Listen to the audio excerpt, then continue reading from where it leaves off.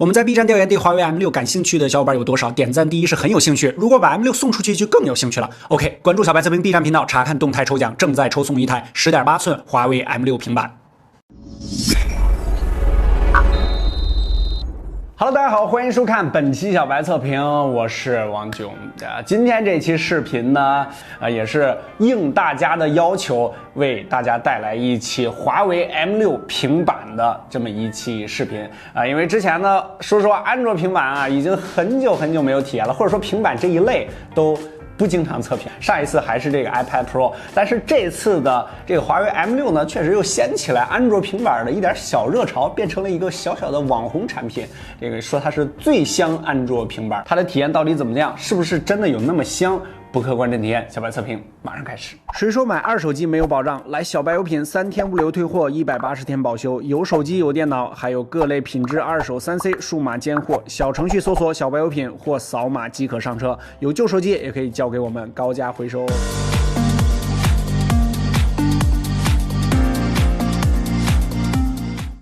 记得点赞、收藏、投硬币，3连本视频，特别感谢，特别感谢。这台 M6 呢是首发，我们就直接购买了，当时还领了一个券吧，好像是只花了2199，真的是非常便宜了。你要知道它的配置是980的处理器，应该是目前市面上最便宜的980的设备了。拿上手的第一感觉就是质量还不错这个全金属机身，然后整个的细节做的部分呢，毕竟是华为系的产品嘛，还是有保障的。7500毫安时的一个超大电池，这个电池就不用测续航了，它即便是2K 的这个屏幕当然也是比较重的这个是1斤498克的一个重量，然后10.8寸，是7.2毫米的厚度，但是由于它比较大，厚度上呢感觉还是比较轻薄的这个280的 PPI， 然后配置方面呢，还有一个大家非常在意的，那就是4个扬声器它4声道，这个设计还是挺给力的。因为这个安卓的底层呢，它就是你不管是几声道的一个设备，进到安卓底层之后呢，都会变成双声道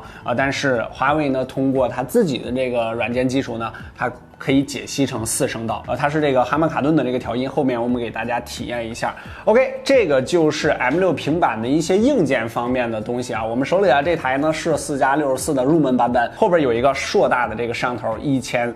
万像素的一个摄像头，然后前置呢是一个800万这个平板上的摄像头是吧？基本就是辅助。OK， 那么这期视频呢，我们给大家做成了一个类似于问答形式的，就是我们前期呢在 B 站还有在微博呢都发了这个动态，汇集大家关于这个所谓网红平板的这个问题。收集的第一个黑屏，很多小伙伴问的华为平板 M6 那个平行世界到底是什么？实用性高吗？这个功能呢，说明一下，它并不是同一个应用可以打开2个，就是应用双开，它是一个全新的功能。是什么呢？就是同一个应用的1级和2级菜单。比如说我现在打开微博，然后点击一下图片，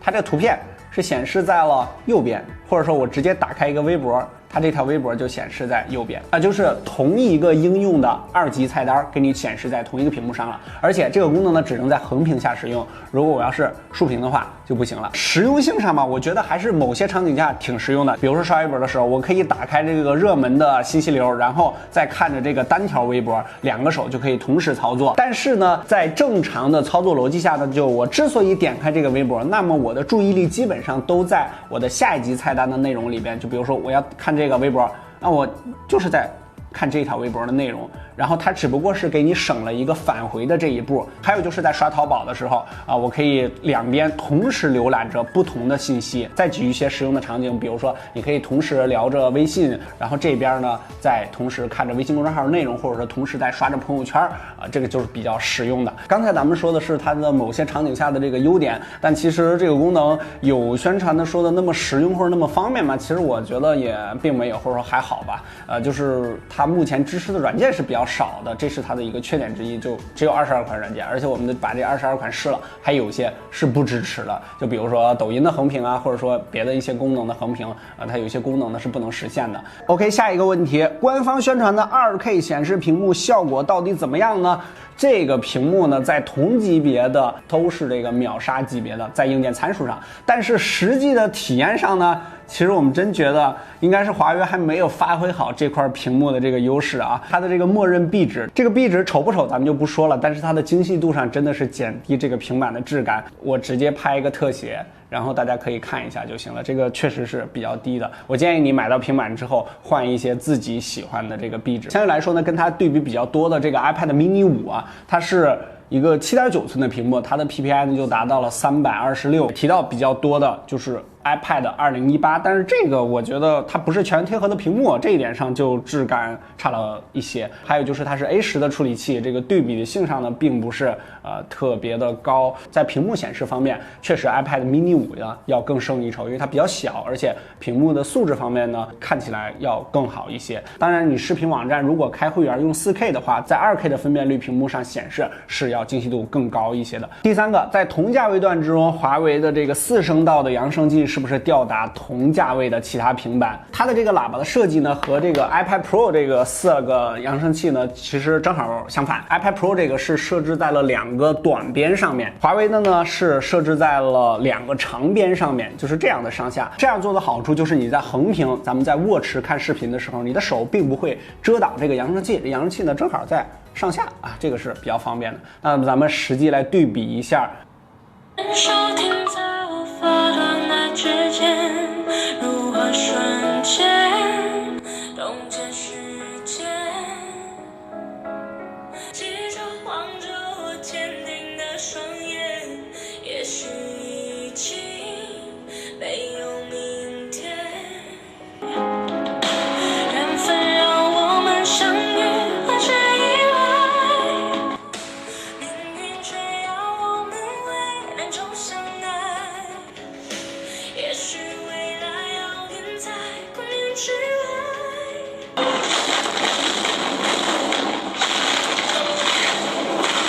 大家都听到了，这4个喇叭真的还是非常给力的，绝对是吊打级别的。但是我们后面呢也对比了一下这个 iPad Pro 啊，确实跟 iPad Pro 这个还是有一点差别。当然，这个价格上真的是差了好多啊，这个就不多说了。OK， 第4个问题就是它的电脑模式是不是真的能够提高工作效率呢？买前生产力，买后爱奇艺，再或者直接盖泡面。所以说你在买之前的时候就放平这种心态，就不要觉得我一定要什么生产力的工具。就 Pad 这一类产品，它目前最大的这个生产力呢，第一肯定是游戏、影音、娱乐，然后第2个呢，可能就是 iPad Pro 那边的那支笔，然后你可以用它画画。对于比如说我是做设计的，或者说我是一个手绘的工作者，所谓的这个轻办公吧，真的是非常轻的一种办公，就是文字或者说一些简单的表格处理。我相信如果有一个笔记本电脑，你肯定会选择一个笔记本电脑的。这个电脑模式呢，其实开启非常简单，直接下拉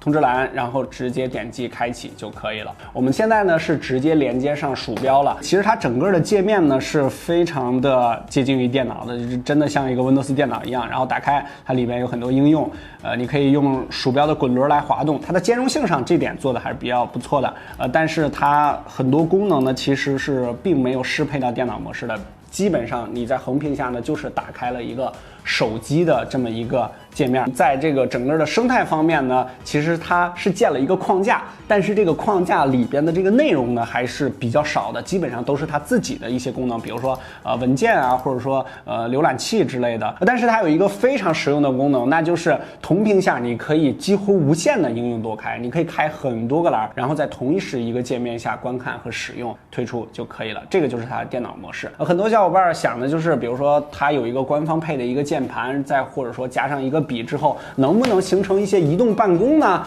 可以，是可以，但是仅限于非常简单的文字和表格的一些操作。比如说在电脑模式下，你外出出差的时候搭配一个鼠标是比较实用的。我出去出差的话呢，见到过一些记者啊使用这个 iPad Pro 然后搭配键盘。其实这个 M6 呢是全部都可以实现的。它有一个键盘，其实跟那个 iPad 那个非常像，也是磁吸式的，下边有3个触点，做一些现场的这个文字记录这些工作 M6 呢也都可以实现。如果你有这个需求也行。OK， 第5个问题就是它的游戏体验方面如何啊？这个我们就直接实际演示就可以了。车辆前端的路径辅助线显示前进方向，可预判行进路线。在收益方面呢，刚才说了，这个4个扬声器真的是非常无敌、非常给力的啊。但是呢，就是平板嘛，它没有震动，少了一点点体验。但是这个大的屏幕还是非常爽的。比如说你玩吃鸡啊，或者王者荣耀、跑跑卡丁车这类的游戏，需要把它拿起来。刚才咱们说了，它有498克1斤的重量。这个玩不了一局，你的手就已经非常酸了。所以说，这个平板呢还是比较适合，就是桌面上，比如说卡牌类的游戏啊，就是放在桌子上玩的这种游戏，它是比较合适的。还有一个设计呢，我比较喜欢，就是它4边呢都是等宽的，跟这个 iPad Pro 呢是一样的。所以说你就不用刻意的去分清它是哪个是正面，哪个是侧面，我无所谓了，我只要拿起来，反正它4边是等宽的，在视觉上呢不会给你一个压力。还有呢，就是它前置呢设置了一个指纹识别的这个模块，你可以呢用指纹识别的，然后当 Home 键。但是它这个平板呢，在各种各样的设计上啊，我们都已经感受到了，它就是让你横屏使用的。比如说它的这个按键，它全部都设置在了这个侧边，然后还有扬声器的这些设置，都是希望你来横屏使用的。我们这台 M6呢是打开了这个手势操作，手势操作的情况下呢，这个 Home 键呢是完全废掉了，就是完全不能用了，它直接暂停了，就是我完全可以2个功能相互优化一下。还有一些常用的功能呢就不用再多介绍了，就比如说这个应用的分屏，它也是完全都支持的。你可以边使用一个 APP， 然后这边呢再使用另外一个 APP。但是呢，这个 iOS 13上它有一个功能，就是真正的应用双开。就比如说我现在打开一个浏览器，然后我再打开一个，就是一个桌面端，一个手机端，它真正的可以实现一个应用打开2次。第6个就是它的儿童模式体验怎么样？就比如说我现在进入这个儿童模式，你就可以把这个平板放心的交给一个小朋友玩了。你只要进去，再需要退出的话，就得需要密码才能。这里边的这些功能呢，我就不再多介绍了，都是这个儿童使用的一些功能。你只要进入这个模式，它就会自动打开护眼。还有就是躺姿提醒和震动提醒，就比如说你在躺着的时候使用这个平板，小孩可能有这种情况，它就会提醒你。然后或者说在车上这个稍微有一些剧烈的运动，它也会提醒你。OK， 最后一个问题就是很多小伙伴都问的，这个华为的 M6跟 iPad mini 5对比，哪个更值得推荐呢？其实我觉得这2个吧，就是完全不同的2个倾向。如果你思考一下，只是游戏方面有非常大的需求的话，那肯定还是推荐 iPad mini 5呢，因为在价格方面它是差不多的一个价格，然后体积和重量方面 iPad mini 5都要更合适，它只有这个300克，尤其是握持的这个手感上面。就是我觉得这个应该就是地表最强游戏机无疑了，而且在整个的这个体验上呢，这个 iOS 系统也更封闭也更流畅，这也是它的这个优势。但是如果你的影音需求是第一位的话，那么肯定选择 M6了，这个大屏，然后4个扬声器，然后980的这个处理器，还有7500毫安时这个大电池，这些都是实打实的这个配置。但是也必须强调一下，如果你想什么所谓的什么生产力的话，那么其实目前 M6呢应该不会给你什么太大的提升。如果你真的非常想强调生产力的话，还是选择 iPad Pro 这样一个级别的这个 Pad 的产品。如果你一定要买一个 Pad 的生产力产品的话虽然说它已经搭了一个框架，就是好像你听着iPad Pro 上面功能呢它全部都能实现，但是它在这个软件生态和软件体验上面呢，我们经常会发现一些小的 bug， 或者说在软件的支持上面也非常的有限，就仅限于它自己的这些app 或者说应用。它的这几大功能，就比如说什么平行世界或者说电脑模式呢，在起码这一代的 M6 上面它做的还不是特别的成熟。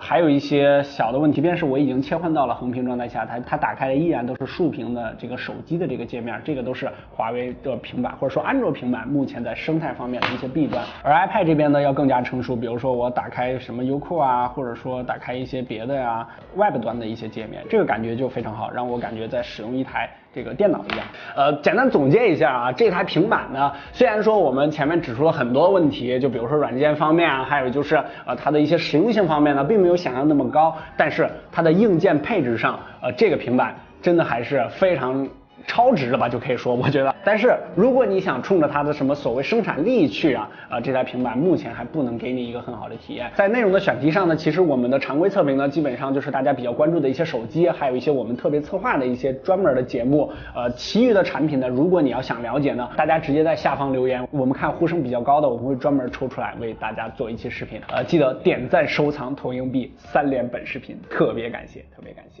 除了视频呢，最重要的就是我们的微信公众号小白测评，每每日新鲜资讯、每日语音，每天在那儿和你聊天，赶紧扫码关注我们的小白美食商城，3天不留退货，180天保修，也可以直接在我们的微信公众号直接进入。小小预告一下，就是我们的数据库的小程序呢即将上线，应该是在本月之内，就可以方便你随时随地查看了。赶紧扫码关注我们公众号即可。不客观真体验，小白测评，我们下期视频再见。